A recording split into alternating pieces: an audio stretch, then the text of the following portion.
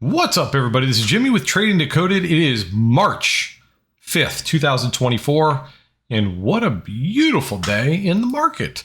For the most part, it was pretty heavy on the put side. We had a couple areas of consolidation where the move kind of took a breather and then continued down and continued to pay people. What a great day in the community. I think right now we have a 4 or 5 to 1 ratio, green to red. Guys, I love days like this, okay? I myself only took a single trade today, and I know that people look at a chart like today and say, oh my God, Jimmy, how could you only take one trade today? And I'll tell you why, okay? First of all, I had made 3 times my daily goal in 3 minutes time, and my workday was done 7 minutes after it started. Okay, now I'm on the mic at 9 o'clock. Market opens at 9:30, got into my trade at 9:34, got out of my trade at 9:37, 3 times the amount of my daily goal. Okay. Now, in the future, when it's not my job to analyze a chart all day long with a community of people, trust me when I tell you, I have a dream job, meaning at 9:37, my day is over. Truthfully, I don't care what happens after that. Why? Because as long as I'm not in the market, I have zero reason for stress. I have zero concerns about my money. Okay? So I'm an advocate for getting done with my workday with enough money to be happy as quickly as I can. It's not my job. It's not my desire to stay strapped to a computer watching charts for 7 hours, assuming that for all 7 of those hours, I'm just going to keep stacking money. That's not the way it works. Okay? With that said, let's go ahead and launch the chart. We'll talk about our opening trade, why I was interested in taking it, why we suggested or why I shared the reasons where I wanted to get in and what I expected to happen. This is the trade that I took, and then we'll talk about every other trade setup we found throughout the day. So as per yesterday, now this was looking eerily like yesterday's chart, which if you guys remember and you go back and look, we were trending down into the open, and then the market moved up and started to move up from there. However, this time I had puts queued up. I had told everybody, clear as day, this is what I want to see in order to take the puts to the downside. I do believe we are going to run down to 509.61. I would like to buy my position as close to 510.37 as possible. Easy peasy, lemon squeezy, no gray area, no misunderstanding. Very clear about what my intentions were, where I expected it to go. I just needed for it to give me the reason to take the trade. Okay? Our call line scenario was 510.51, meaning if we would have moved up and we breached this line, I would have taken calls. Now, the one thing that we need to be aware of is the fact that just because we get calls here doesn't mean it runs up to the next plotted line. You cannot ignore looking left to the time we got below that level and where it stopped moving up as a result. This is a resistance level. So if you decided to take these calls, despite the fact that the entire market, other than ADD, was red, that's a risky trade, okay? But it did make it the 20 cents to that resistance and didn't make it a dime past that for the rest of the day. With that said, we moved up. We hit the pre-market resistance here, not once, not twice, not 3 times, 4 times, okay? You could have gotten in at any one of those candles if you believed that the move was going to go down. We had 510.37 as our stop loss, which is why I wanted to see a pullback as close to that line as possible, simply because it allows us to have a very, very tight stop in an aggressive trade. We got into these trades. We waited. We got paid. That was a 50% winner right there. Depending on when you get in, depending on when you got out. 50% move. Okay? We get down to support, bounce off of it, lower high, down to support. We're wedging down. The wedge breaks to the downside, runs right to the next support down. Then we break the downtrend to the upside. But not only that, we're just 2 minutes away from 10 o'clock. We don't ever hold through 10 o'clock candles. Why? Because you don't know if it's going to be one like this or one like this. It has nothing to do with technicals at that point. Trust me when I tell you, you're going to be better off in the long run, being out of a profitable trade before 10 o'clock comes, because a lot of times that candle will make your profitable trade no longer profitable. Sometimes you will hold through a 10 o'clock candle that will pay you massively. The problem is it's a 50-50 shot, and there's no way to assume which way it's going to go.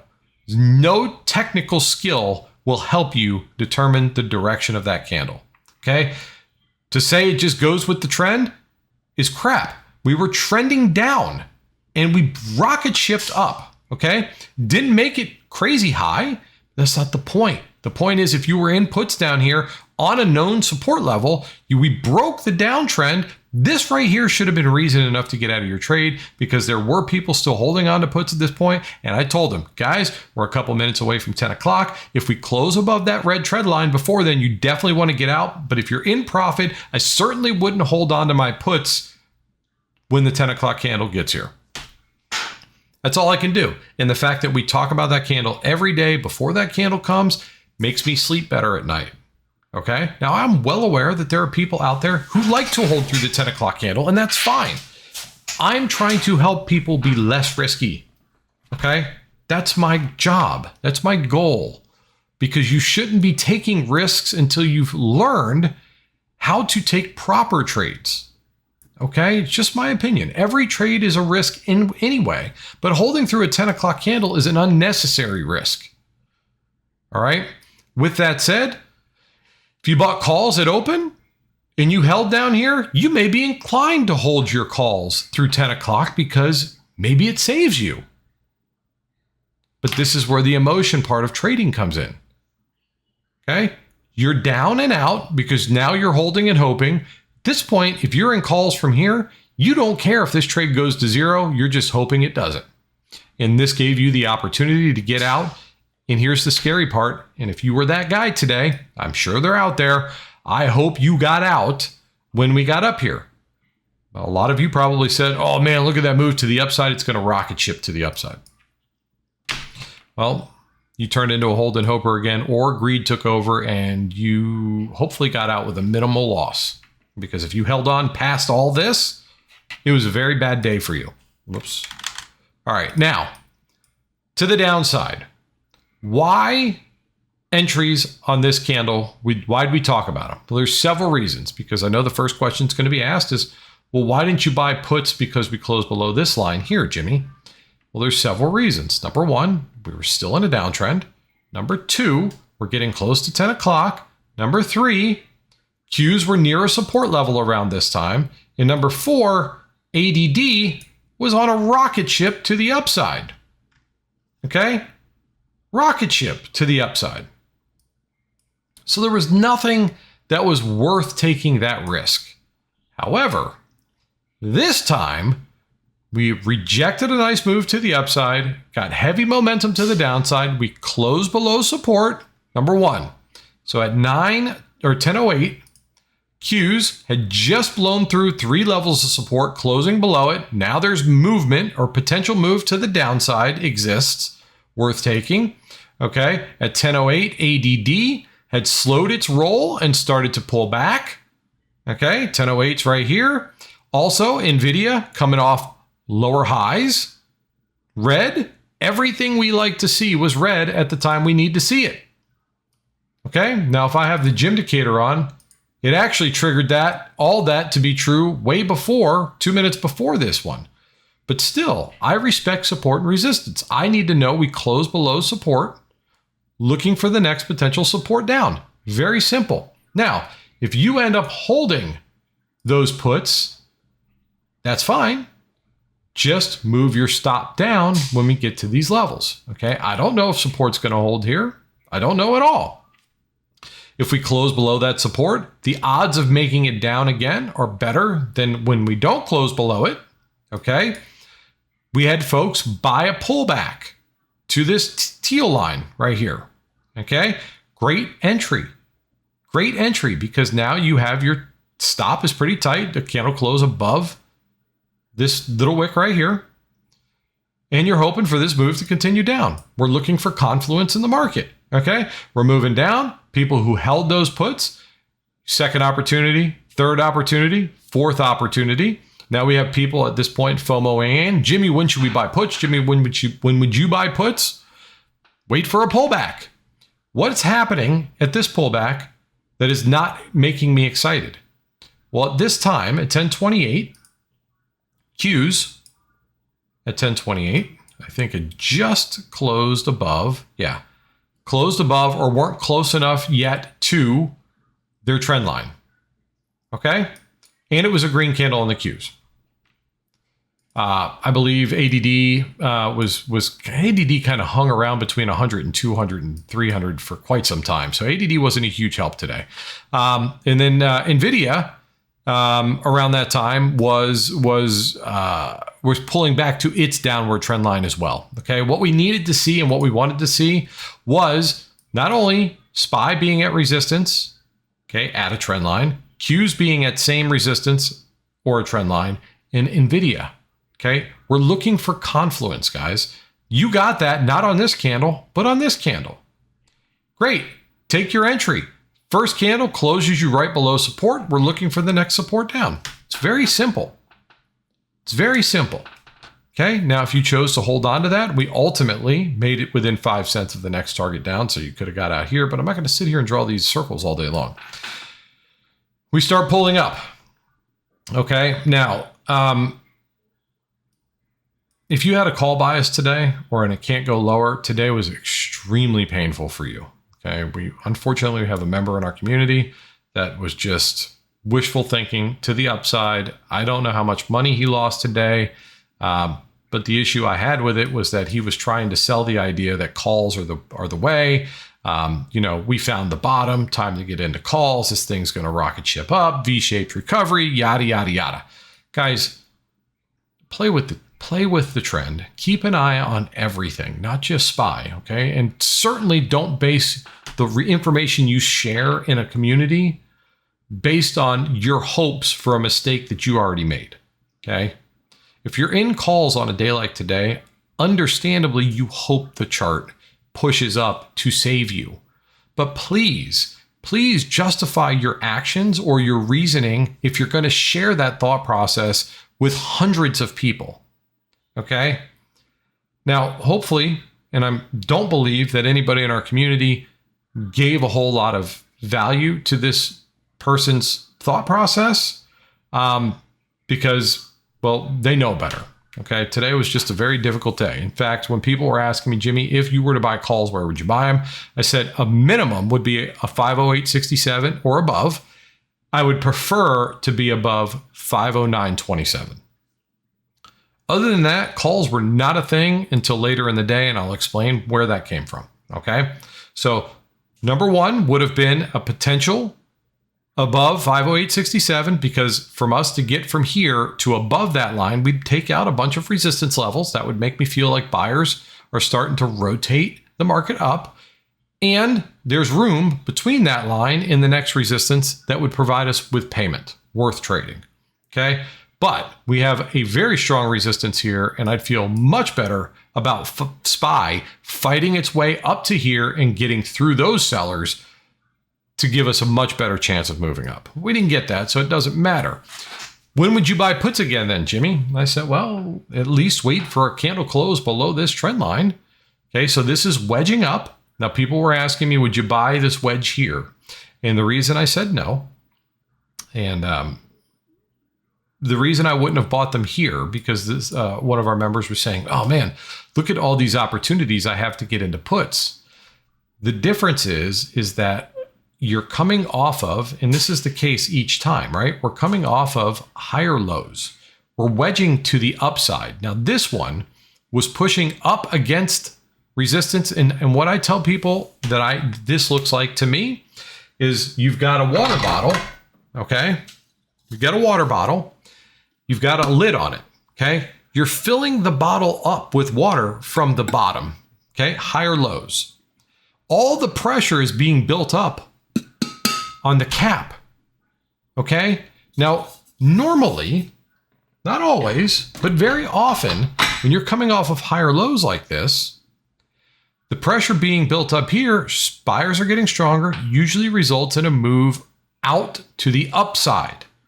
Now, I told everybody I wouldn't buy calls here because my call line is at least 508.67, but preferably all the way up here.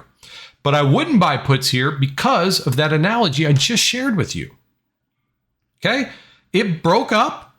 Okay, fine. If you were in puts already here, you were saved by resistance over here, that's fine. But as long as we're trending up at this moment, at least wait for a break of that trend. That's it. If you decide to take puts then, going with the rest of the market, that's fine. Just wait for confirmation of the higher lows to be over.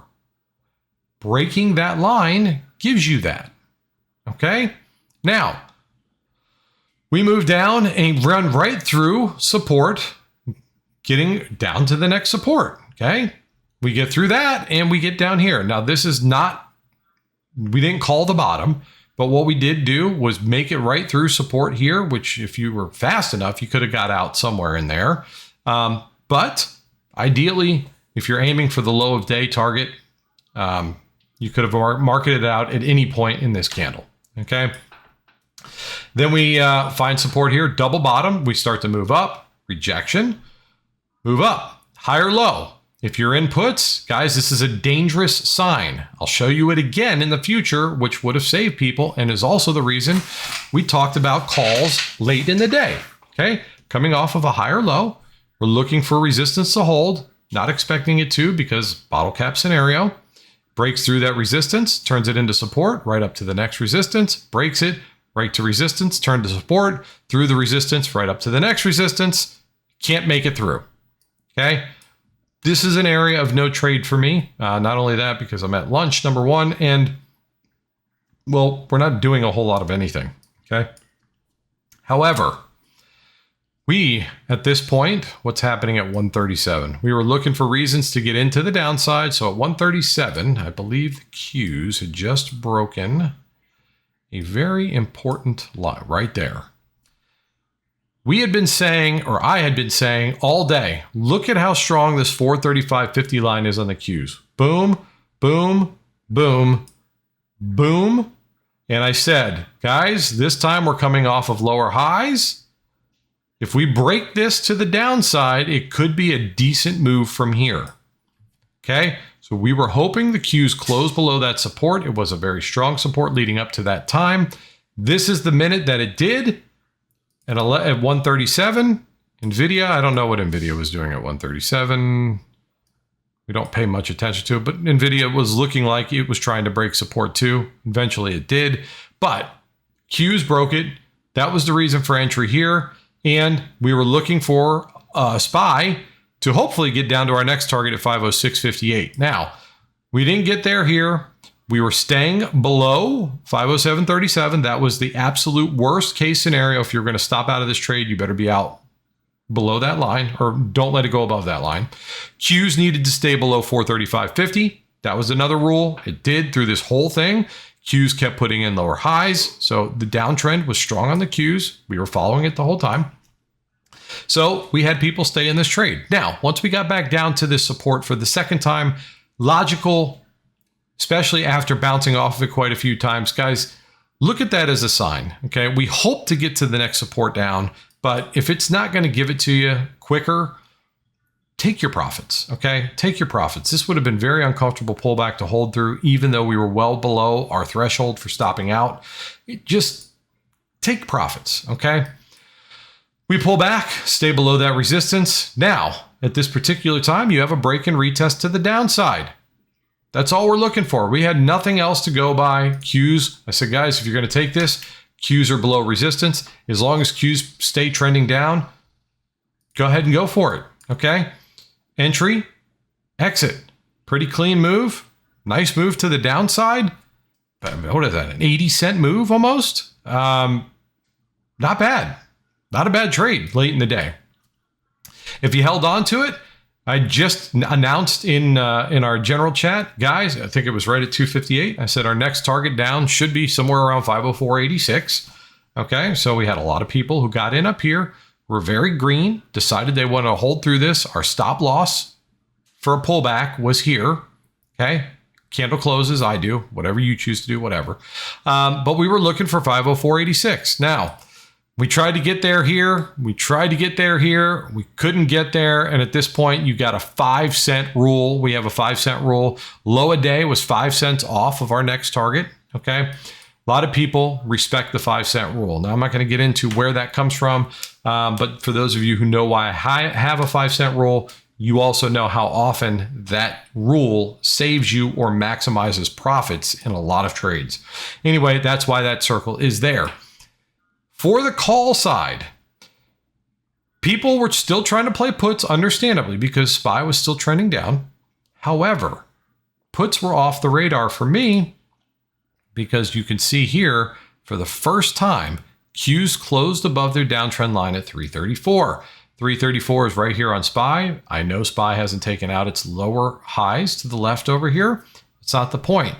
If you were still in puts, we said, guys, this is a higher low. If you're in puts, get out. Okay, this usually doesn't work well. Like I told you guys earlier with the lower high or higher low, sorry. It's an indication that the move that you're hoping for is less likely to happen. It's not guaranteed to not happen, but it's less likely to happen. You need to start stacking probabilities in your favor, okay? If you're holding puts, you had the opportunity to get out for profit if you got in up here. Now, where did I expect to go from here? Well, we're coming off a higher low, so that means I expect resistance to be challenged, maybe broken. It got broken with a break and retest. Could you have taken a trade here? Yes. Qs had already started rotating up. Nvidia was rotating up, took out their downtrends, but I wouldn't have because you have resistance here. And then we did close above that resistance, which should take us here. As you could see, we tried to stop there. And I said, guys, if we can get above that resistance, we should head up to 506.47. Look at where we struggled to move higher. Followed it with, guys, if we get through 506.47, I'd be looking for a move up to 507.14. Why? Well, because we took out resistance. The next resistance up on the chart is right here. It tried to hold this resistance. If you held on to it, your next resistance up, all of which we talk about way down here, is right there at that double top. If you got out there, you literally timed the exact top of that run. Exact. Okay. But if you took yourself out here, you still made good money in that trade, regardless. Okay. We never closed back above that line. In fact, we closed out the day just below it right here at 507.15. And then here we are. So today was an amazing day for anybody who didn't have a call bias. And I hope you all made some good money today. Today is one of those days that we don't get to see very often. Very comfortable trades all over the place, right? We found quite a few put scenarios to take, justifying them with information that is understandable, right? We don't just talk about trades without backing up why we believe what we think is going to happen.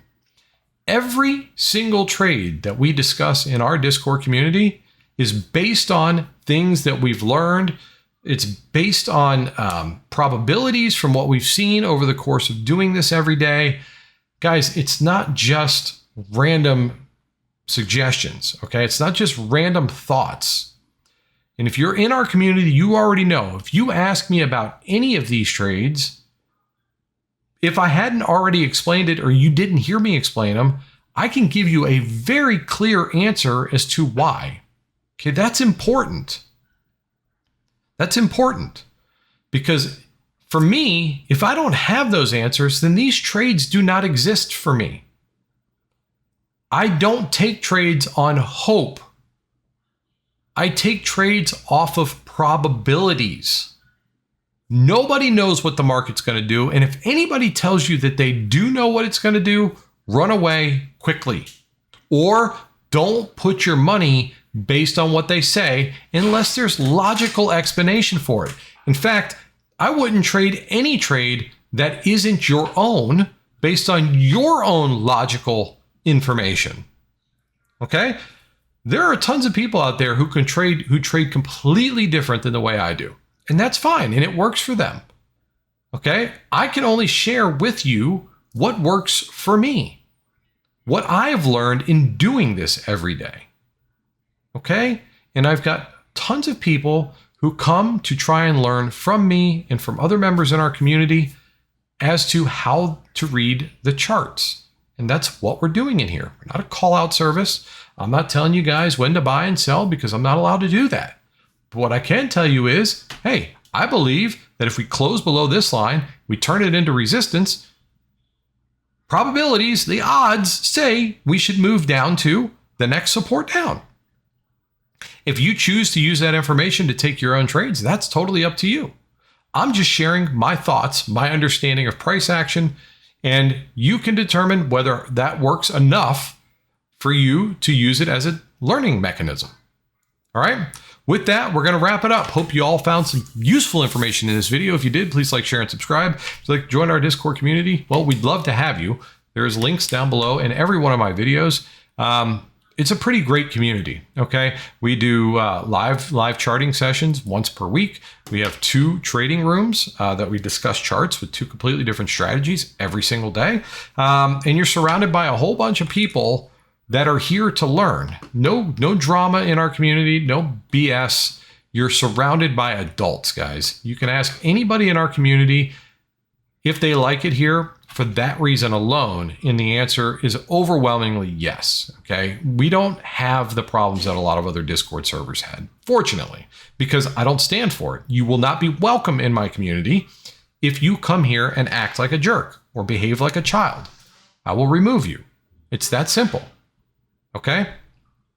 And that's pretty much it, guys. So hope you all have a fantastic day and look forward to tomorrow. We got a lot of reports coming out. We'll see what happens.